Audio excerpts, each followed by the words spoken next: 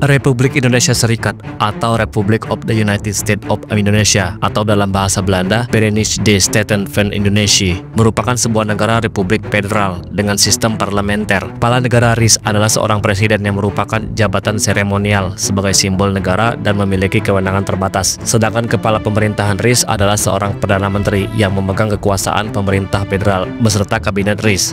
Jabatan Presiden RIS diemban oleh Soekarno, sedangkan jabatan Perdana Menteri RIS diemban oleh Muhammad Hatta dengan kabinet RIS yang beranggotakan 16 orang. Gubernur Jenderal Hindia Belanda Hubertus van Mook mengusulkan penentuan nasib sendiri untuk persemakmuran Indonesia. Pada Juli 1946, Belanda menyelenggarakan Konferensi Malino di Sulawesi, di mana perwakilan dari Kalimantan dan Indonesia sebagian timur mendukung proposal untuk berdirinya Republik Indonesia Serikat yang berbentuk federal yang memiliki hubungan dengan Belanda. Republik ini akan terdiri dari 3 elemen: Republik Indonesia, negara bagian di Kalimantan, dan sebuah negara bagian untuk Indonesia Timur. Pada tanggal 15 November 1946, dengan perjanjian Linggarjati, di mana Republik Indonesia menyatakan secara sepihak menyetujui prinsip Indonesia Federal. Aksi militer yang dilancarkan Belanda pada 20 Juli 1947 terhadap wilayah yang dikuasai Republik Indonesia, yang disebut sebagai agresi militer Belanda I, mengakibatkan Belanda memperoleh kembali kendali atas Jawa Barat dan Jawa Timur, juga wilayah di sekitar Medan, Palembang, dan Padang di Sumatera. PBB kemudian menyerukan gencatan senjata dan negosiasi antara kedua belah pihak mengarah pada perjanjian Renville pada Januari 1948 dengan gencatan senjata di sepanjang garis Van Mook yang menghubungkan antara titik-titik terdepan daerah yang diduduki Belanda. Belanda kemudian mendirikan negara-negara bagian di wilayah-wilayah yang mereka duduki, antara lain Sumatera Timur pada Desember 1947, Madura dan Jawa Barat pada Februari 1948, Sumatera Selatan pada September 1948, dan Jawa Timur pada November 1948. Para pemimpin di wilayah ini kemudian membentuk apa yang disebut sebagai Majelis Permusyawaratan Federal atau Bijeenkomst voor Federal Overleg atau disingkat BFO.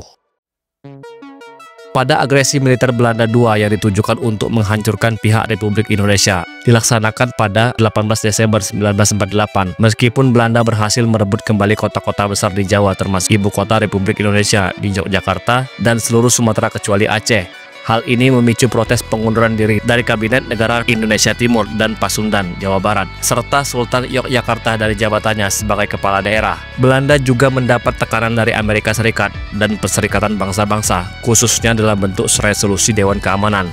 Belanda setuju untuk bernegosiasi dengan Republik Indonesia untuk mengatur pengalihan kedaulatan. Konferensi meja bundar antara Belanda dan Indonesia berlangsung di Den Haag pada Agustus hingga November 1949 dan menghasilkan kesepakatan yang menyatakan bahwa Belanda setuju untuk menyerahkan kedaulatan Hindia Belanda kepada Indonesia, kecuali Nogini Barat atau Irian Barat. Akan tetapi banyak kaum nasionalis Indonesia yang percaya bahwa Belanda telah memaksakan sebuah negara federal dalam upayanya untuk melemahkan atau memecah bangsa Indonesia. Sejak awal, mayoritas orang-orang Indonesia menentang sistem federal yang dihasilkan dari konferensi meja bundar. Alasan utamanya adalah bahwa sistem ini dikaitkan dengan warisan kolonialisme. Alasan lain adalah termasuk perasaan bahwa negara federal tidak memiliki kohesi dan berpotensi menyebabkan pemisahan negara. Selain itu, sebagian besar wilayah negara-negara bagian dikuasai oleh penguasa tradisional yang dianggap terlalu pro-Belanda.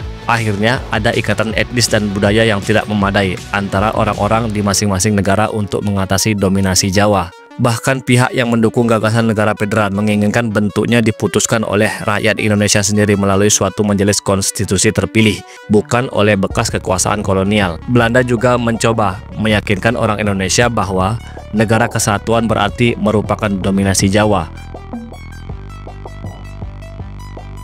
Adanya berbagai perbedaan pandangan di dalam negeri RIS, termasuk yang dikemukakan oleh Muhammad Natsir dengan mosi integralnya, semakin membuka jalan kembalinya Republik Indonesia Serikat menjadi negara kesatuan. Pada bulan Maret dan April 1950, semua negara bagian dan daerah otonom RIS membubarkan diri untuk bergabung dengan negara Republik Indonesia. Pada tanggal 3 sampai 5 Mei 1950, konferensi antara negara Indonesia Timur negara Sumatera Timur, dan negara Republik Indonesia berakhir dengan keputusan untuk menggabungkan ketiga negara tersebut menjadi satu kesatuan. Pada tanggal 19 Mei 1950, sebuah pengumuman telah dikeluarkan oleh pemerintah Federal Republik Indonesia Serikat yang menyatakan bahwa semua pihak telah mencapai kesepakatan untuk bersama-sama membentuk kesatuan negara sebagai Republik Indonesia yang diproklamasikan pada tanggal 17 Agustus 1945. Republik Indonesia Serikat secara resmi dibubarkan oleh Presiden Soekarno pada tanggal 17 Agustus 1950 bertepatan dengan peringatan Hari Proklamasi Kemerdekaan Indonesia yang kelima dan digantikan oleh Negara Kesatuan Republik Indonesia hingga saat ini.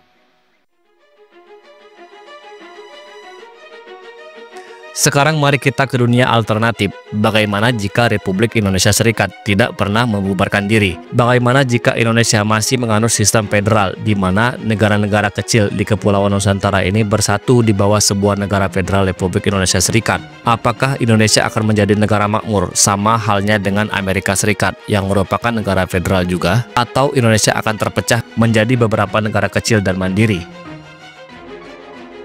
Termasuk beberapa manfaat jika Indonesia menjadi negara federal, maka akomodasi terhadap keragaman daerah, penyebaran kekuasaan pemerintah yang mengurangi risiko konflik dan sentralisasi, peningkatan partisipasi politik rakyat, serta peningkatan inovasi dan efisiensi melalui otonomi daerah. Sistem ini memungkinkan setiap negara bagian untuk mengembangkan kebijakan yang sesuai dengan kebutuhan lokal dan mendorong persaingan sehat antar wilayah, yang semuanya berkontribusi pada stabilitas politik dan sosial. Negara federal mampu mengakomodasi keragaman budaya, etnis, dan kebutuhan unik dari setiap wilayah atau negara bagian dengan hukum dan kebijakan yang dapat bervariasi sesuai kondisi lokal. Kekuasaan pemerintah tersebar antara pemerintah pusat dan negara bagian, mencegah kekuasaan terpusat dan mengurangi potensi penyalahgunaan kekuasaan. Otonomi yang lebih besar di tingkat daerah memberikan kesempatan yang luas bagi rakyat untuk berpartisipasi dalam proses politik baik di tingkat lokal maupun nasional. Negara bagian memiliki kebebasan untuk menciptakan kebijakan dan program inovatif,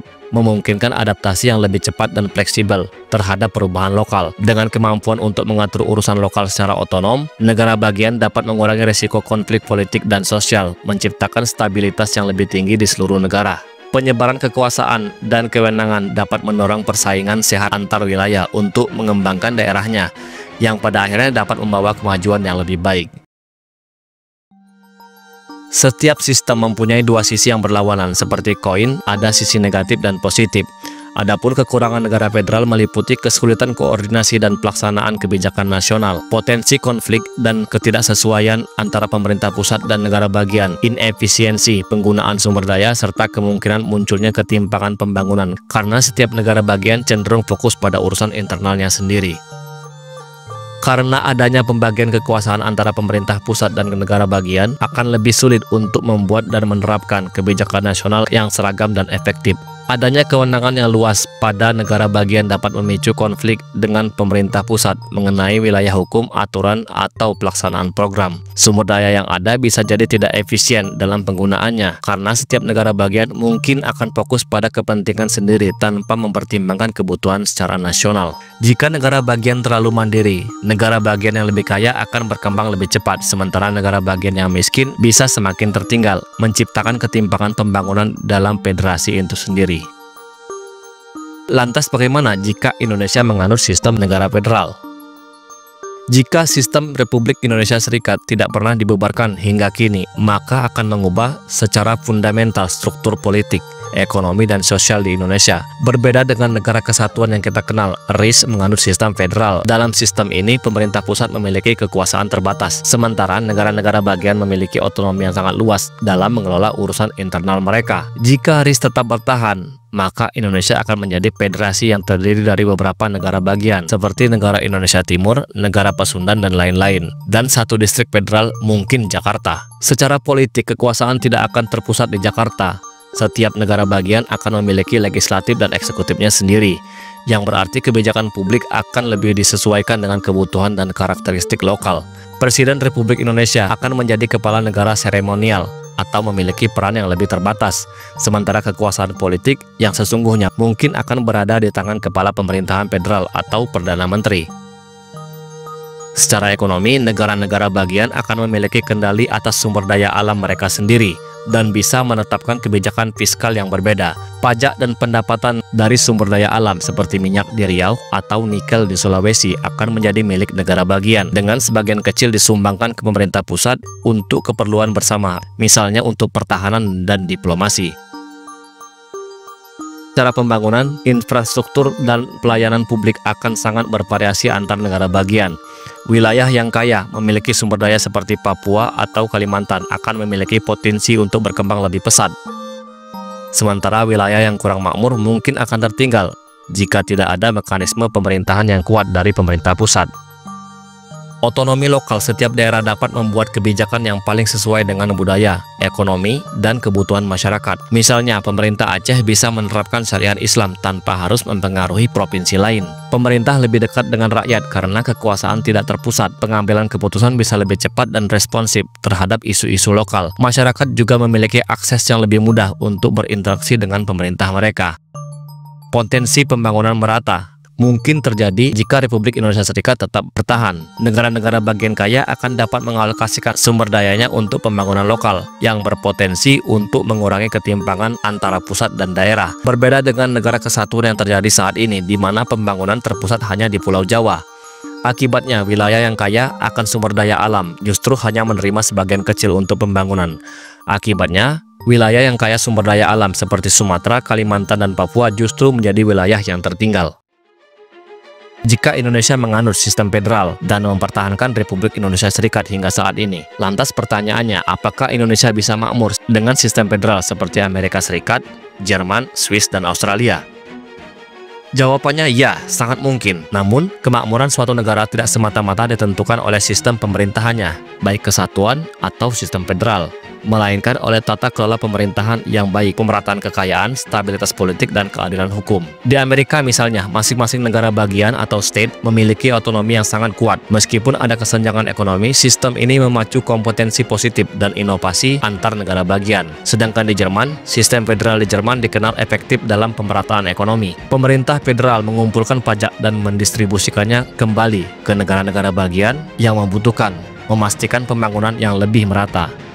Sedangkan di Swiss, sistemnya sangat terdesentralisasi, di mana kekuasaan utama ada di tangan kanton atau setara dengan negara bagian. Ini berhasil karena adanya partisipasi langsung rakyat atau demokrasi langsung dan budaya kompromi yang kuat. Intinya, keberhasilan sistem federal di negara-negara tersebut tidak hanya karena strukturnya, tapi juga karena adanya mekanisme check and balance, budaya politik yang matang, dan kebijakan pemerataan yang efektif, yang mencegah terjadinya ketimpangan yang ekstrim. Jika Indonesia bisa mengadopsi elemen-elemen positif ini, sistem federal bisa menjadi jalan menuju kemakmuran yang adil dan merata, tetapi dengan resiko perpecahan yang harus diwaspadai. Namun, apapun sistemnya, kembali lagi pada kepemimpinan. Pada dasarnya, semua sistem tujuannya sama, yaitu memakmurkan rakyatnya. Jika pemimpin tidak kompeten, maka apapun sistemnya, rakyat tidak akan mendapat apa yang dicita-citakan negara.